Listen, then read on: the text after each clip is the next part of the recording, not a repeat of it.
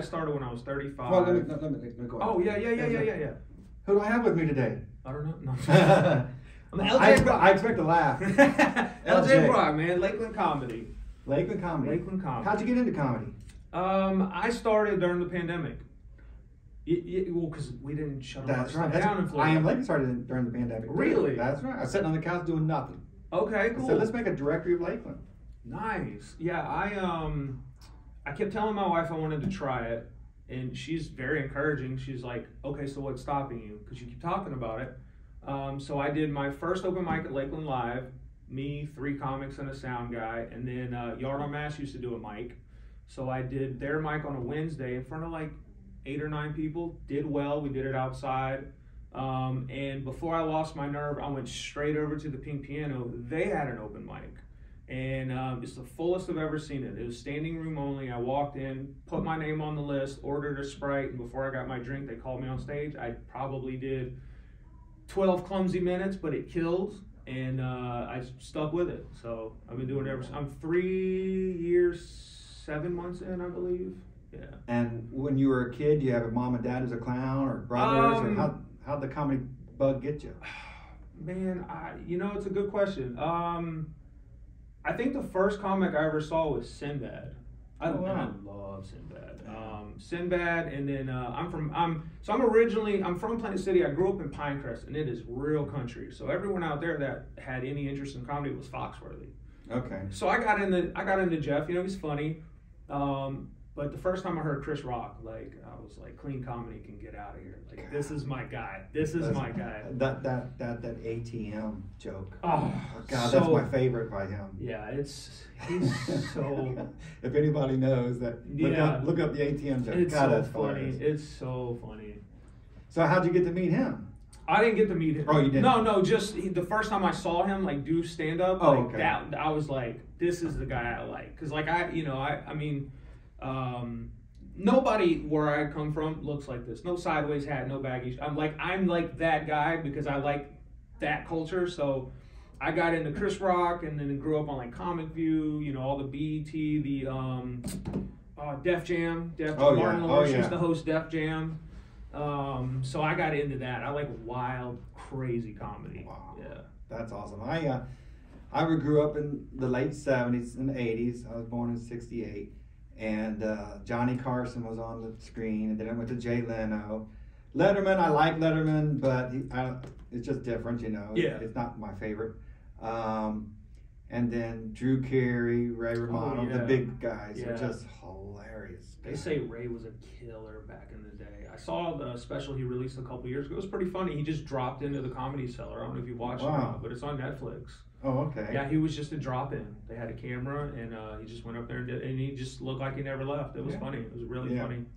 And then Jerry, everybody knows Jerry. Oh, killer. Still killing it. Yeah. And he's got some jokes now. I watched a special where he updated them with the times, which is a great idea, because a lot of people, they film a special, they throw all the material away. Like, why not update it? You wrote a joke in the 80s, it worked. Now it's not relevant. What can you remove and add to it? And 2024, boom, it's a killer joke. That's right. And the thing about comedy is there's always new fans coming in and old fans going out. So you need to repeat some of that material. Right. And even if it's updated, it's the same material with a little twist or whatever, because people continue. There's no end to fans. Right. Yeah, absolutely. I have, it's not everyone's favorite joke that I do, but I think the first time I did it was when, it wasn't when the Queen died. It was someone in the royal family had passed away a couple years earlier. And the joke was, I'm reading it off of Google. So the more recent one is Jerry West died. Are you a basketball fan? You know the NBA logo? Yeah. That's Jerry West. Oh, okay. Okay, so he recently passed. So I'm talking to my wife on the phone, and I'm like, oh, the logo died. And she's like, who? And I'm like, Jerry West. And I'm like, he played for the Lakers in the set. He played with Wilt Chamberlain. He won championships. And I said, yeah, he just passed away, 86. And she goes, well, how'd he die? I was like, what do you mean? He was 86. Like, he doesn't need a reason. It's not like they found him and they put police tape up and like, I think we got a murder. And I'm like, I know who did it. The Lord killed that dude. There you go. Yeah, absolutely. I've written jokes for myself, the stuff that I would use during, casual conversations.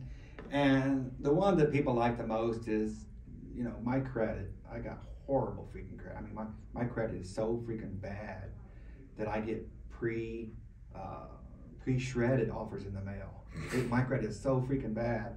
You just dumping the envelope out? Yeah, it comes pre-shredded. You just come out, not even pre-approved, but pre-shredded. You're just like, they didn't have to do that. Yep. That's funny. Yeah. And I've got some more, but they're not good for video. So tell me more about Lakeland Comedy, where you guys are at and how often. So right now we do a show called Just Laughs. We do it downtown Lakeland at the Stage Room. And on First Fridays we do upstairs in the dance studio. They actually own that space. So we're down there every Friday. Doors are at 7:30. We start at 8. I'm working on right now. We kind of had. I'm trying to get.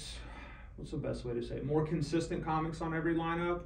I can't really afford to bill people as headliners, so instead of having someone come do an hour, come do 30 minutes. We'll have a couple people do 15. I got a guy named David Wayne come in this week. Very funny. He's out of St. Pete.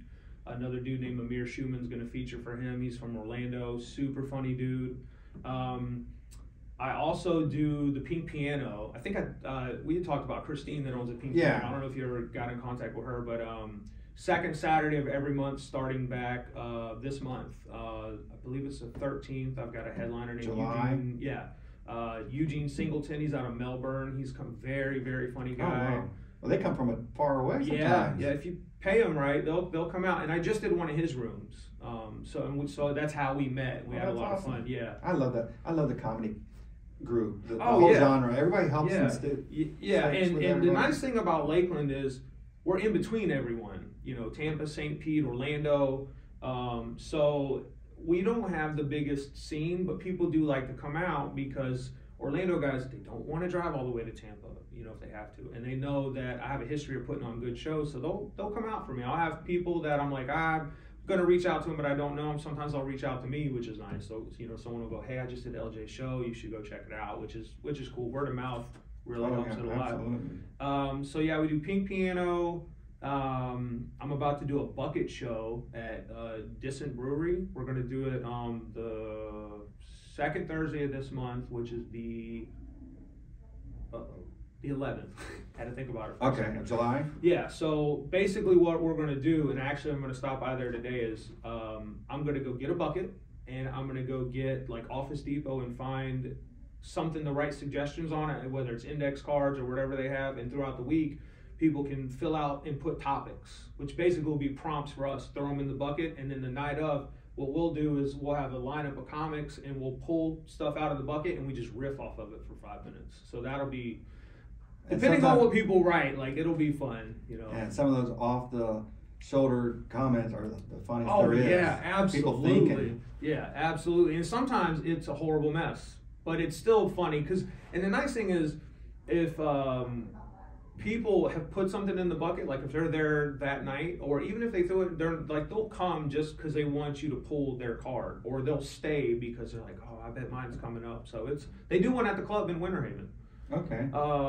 Third Thursday of every month, a guy named Joe Lamons runs a show. It's the same concept. Like it's not like a new concept, but I tried to make sure that if I did it, I didn't do it on his night. That way we have another venue because it helps you work on your stand-up. You know, you pull out, you read something that someone else wrote, and then the next time you're on stage, you know, you've worked that muscle a little bit. You're like, oh, I'm stuck. It's not really work. What can I do on the fly? You know, what did someone say when they walked in? Where's the crazy looking guy in the audience? Let me play with him. You know what I mean? That's fantastic. Yeah. That is awesome. So, tell me a little bit about dying on stage, if you don't mind. Anything come up? Man. You getting over that finally, or still? You just have to kind of accept it. You have to. I'll tell you the problem that I've been having is, so I do all the setup for the shows, so I'm exhausted by the time I host, and I've had some rough host sets, which doesn't do much for the other comics. So I had a host for myself a couple weeks ago, but dying on stage it just happens. You just accept it? You just accept it, but you also have to acknowledge why it happens and what can you learn from it. Oh yeah, because at the end of the day, comedy's subjective, right? But you also know how to read a room. And so I had a friend, we're not going to say his name, but I have a friend who hosted for me one time, and the crowd just did not like him. Didn't like him. And in between comics all night, he tried to force jokes, and they just didn't work. And I talked to him afterwards, and I said, you know, when you're in that situation, bring the next guy up. You don't have to, just get him excited. Hey, are you ready for the next guy? Call his name, bring him up. Rip that Band-Aid off. Yeah, and when I asked him, I said, what do you think about your set? He was like, I don't think the crowd gave me enough credit for how funny I am. And I was like, that is the worst outlook you could have, because that's the only currency we have is laughs. You know, if I'm in a full room and I do jokes and nobody laughs, that night it wasn't funny. So, but somewhere there's a way for me to take that joke and go, okay, well, it worked for the Friday night crowd. Why didn't it work for the Saturday night crowd? Well, maybe this word is too harsh, or maybe the angle is too controversial, and you kind of, you know, you're constantly, because you don't want to bomb again. Mm-hmm. You know what I mean? So you just have to learn from it. But it stinks. Yeah, when I started, because I've always loved comedy and I've always thought about it. You know, I didn't write the jokes down, but I've always appreciated when thought was behind I'm the going to joke. put you on stage. I'll try it sometime. I really will. will. I don't mind trying it. But I developed in my own mind as a fan, purely as a fan. I said, you know what? I know that my sense of humor is different than my wife's. Right. She's got a different sense of humor. And then my son's got a different sense of humor, and my daughter. And over the years, I've developed basically 7 that I know are 7 different senses of humor. And that when I want to make a joke, or if I was wanted to be in a comedy routine, I would say, in my 5 minutes, I'm going to make sure that I hit every one of those 7 senses of humors 2 or 3 times. Right. So I don't know which person it is that has that sense of humor, because I like the intelligent and sometimes the slapstick. Mm-hmm. But everybody's sense of humor is different, and I think there's like 7 genres of it, and you got to cater to that one. And so whatever jokes you lined up, hit that same sense of humor 2 or 3 times. Yeah. And it seemed like you could get the whole room. Yeah, absolutely. And the nice thing is laughter is contagious. You know, Absolutely. It's a big room, or well, not necessarily big, but a full room is way easier than, like, you know, where they're sparse, because the further people sit away from each other, the harder it is for, you know, if you've got a full room and there's an uptight couple in the middle and everyone around them's laughing, they'll crack a smile. And then the next time you hit a punchline, they may actually laugh.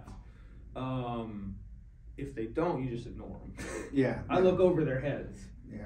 Or if, depending on what kind of mood I'm in, I'll pick on them and I'll go, oh, you didn't like that one, did you? Well, that's okay, because everyone else is having fun, and just kind of move on. Yeah. And they'll loosen up sometimes throughout the night. That's where the alcohol helps a little bit. Yes. Sometimes. Oh, man. Yes. Yeah. It definitely loosens people up. And so, is there like a network? It seems like it's just you and comedy. Just everybody just keep talking to each other and helping each other, but there's no serious network. I mean, like Tampa has a comedy group where it's full of like 600 comics. Some of them are showrunners, some of them are bookers. Most of them are comedians though. Orlando has the same thing.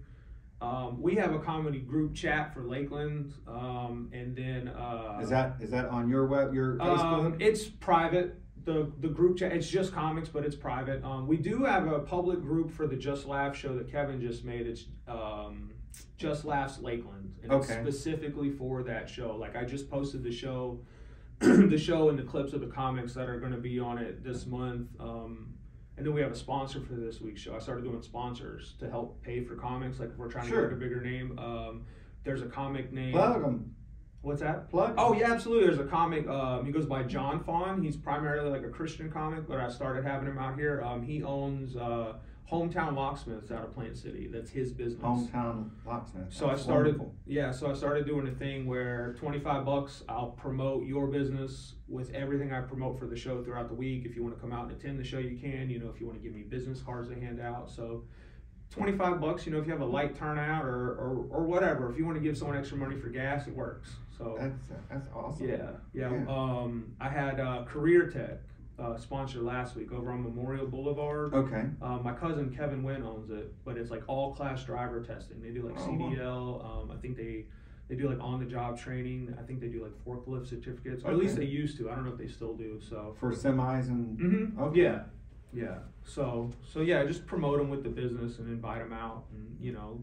That's right. Everybody likes to have a good time. Absolutely. A new day and new enjoyment. Yeah, absolutely. But yeah, we you know, we have a network. I mean, the club in Winter Haven kind of helps connect the scenes. I kind of do the same thing, you know, because, you know, he's in Winter Haven, Mike Lee's in Winter Haven, I'm in Lakeland, so, but we kind of all know the same people, which is nice.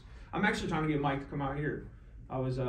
We had a thing a while back, and I wasn't going to the club for a little while, and everything's good, and I was talking to him the other day, and I said, why don't you come out here and promote the club? Like, I don't care. I look at it like the more the merrier. You know, Bill Alcock does shows at Winter Circle. I do shows down here. There's a guy named Tyson Odom, As Real as It Gets Entertainment. He's doing Leo's Live. We're gonna co-produce a show. He's got a show coming up July 13th. We both have a show on the same night, but I mean, it's different crowds because they're kind of far away from each other. But there's a lot of Sim Boss in Mulberry started doing a comedy show. It's do you know Mulberry pretty well? No, not really. So when you get down in the Mulberry where Louis Max used to be, it was a steakhouse. They just opened it back up as like a Japanese something. I haven't been inside, but anyways, there's a plaza. It's Cigar Life is in there, and there's a place called Sim Boss, and it's just like I think they got like racing games, like arcade stuff, and they have a little stage. And the guy's got a dude named Matt Fernandez booked coming out. He runs an open mic in Tampa, but he's got an Amazon special. He's a local dude. Oh, wow. Yeah, he's a local dude. He just lives in Tampa. Like when you meet him, like I don't even think he talks about it. Someone's like, do you know he's got a special? And you're like, what? Why is he in Tampa? That's right. Yeah, but it's good to have those guys. You know? And I think the future is bright because, like you said, we're between Tampa, St. Pete, right, and Orlando. And the Central Florida, the whole thing is just growing and growing and growing. Yeah, there's so much stand-up in Central Florida. It's fantastic. Yeah, it's fun, man. It is so much fun. You know, and like we were talking about bombing, sometimes nights suck. Yeah. Sometimes they're great. You know, but you know, like I'm primarily a host here, and I don't always have the best sets as a host. I mean, you know, sometimes I'm tired. You know, sometimes it's just, you know, whatever. But the key is to get them excited for the next guy. You know, get them excited for the next guy. So. Yeah. Well, man, I look forward to promoting the heck out of this. Oh, I appreciate it. I love comedy. I love comedy. So I'm gonna give you 5 minutes. Man, I'll. You know what? I've always thought about it, and I think I got 3 brothers, and my dad. Okay. So we have a chat, and we are just killing each other. We've been killing each other our whole lives. Yeah. I mean, our whole lives. If we're not in person, then we're chatting, and. I think my brother tried it out in California. He's out in Oxnard. I think he tried it. He gave it he gave it up, all that. But I think he tried it. I was like, would I ever do it? I've always had it in the back of my head. Right. It seemed like the opportunities freaking present itself. All you got to do is let me know, and I'll put you. I like giving people chances. I enjoy it. Like so I started at Pink Piano, but what really got me was. Bill down at Winter Circle used to do a gong show. You know, I remember the gong show. I watched it live. Yeah, so he was doing a gong show, and I'm 3 months into stand-up, so 3 of us from the local scene go, and then there's like a couple local people in the area that wanted to try it, and so I'm sitting there, and I'm nervous. I used to have the worst stage anxiety, and I see 2 of my friends get gongs. I guess I gotta win it. Like I was like, I'm the only other person here who's actively doing stand-up other than them. So it came down to me and this guy Gino, who was hammered, but he was hilarious. And I actually spaced out during my set. I got the room was full. I got the biggest laugh ever, and it just shut my body off. And I looked at Dr. Vern, who's their house MC, and their guest comedian was a guy named James Yawn out of Orlando. One of the funniest dudes I've ever met. I look over at him and I go ahead and gong me. I'm dead in the water. And James goes, reset. And I was like, okay. So I reset, and I ended up winning. And I got to talk to James afterwards, and he was like, please keep doing this. And I was like, okay. So I keep in contact with him. Every time he comes to town, I go do a guest spot for him. He put me on in Orlando. It's all about networking, man. I agree. primarily people are pretty positive. Nobody really discourages you. You know, some people can't take constructive criticism. There are certain topics that people will take on stage, and when they get off, they're like, hey man, you should probably drop that joke. And they're like, well, just, and I'm like, okay. You know, you kind of have to learn, you know. Don't take it personal, man. It's fun. Yeah. If anything is like trial by fire, it's stand up. Because you write a joke and you're like, oh, this is funny. But then when you get on stage and the light hits your eyes, you're like, wait, is that joke funny? Oh, man. That's why you practice. Yeah. That's why you practice. Yeah, definitely. I just did a clean show, a contest in Cape Coral, and we had all these rules. And I asked the guy, I said, I like to curse on stage. I'm not like Richard Pryor or anything, but it's just my natural. Sure. I said, I know if we curse, we get disqualified, but we can curse and have a good set, right? And he goes, absolutely you can. And then I ended up making it through without cursing, but I went on stage and I use medical marijuana because I have disc issues in my back. So it's a 3-hour drive down there, and I'm a little high. And I go up there, and you know, I'm always dressed like this, even unless I'm at a club, I'm dressed exactly baggy shorts, and I go up there and I go, despite the way I'm dressed, I'm not here to talk to your children about drugs. And they laughed. I go, however, I'm on drugs right now. So, but then it killed? Yeah. And then somebody actually lit me early on accident. The guy was like, hey, you get 3 minutes. I'm going to hold up my phone, screen on, and I'm going to go like this. And I was like, okay. So I'm 1.5 minutes into my set. Someone sitting in his chair holds their phone up. I think they were stretching because I saw both. And I got off stage. I said, man, that went by fast. And he goes, you only did 1.5 minutes. I was like, well, who lit me? He goes, I don't know. And I was frustrated at first, and I was like, you know what? I started with a laugh. I ended with a laugh. That's all. That's right. Yeah, they saw me do well. So that's and then my buddy got he had a really good set, but he said the F word and he stumbled over it. He tried to catch it and it DQ'd him. Yeah. So on the way back, we were like, man, but it was a lot of fun. Well, I appreciate your time, Absolutely. LJ, and I want to thank Cohats for letting me use this beautiful room. This is so cool. Yeah, they got it right. It's wonderful. So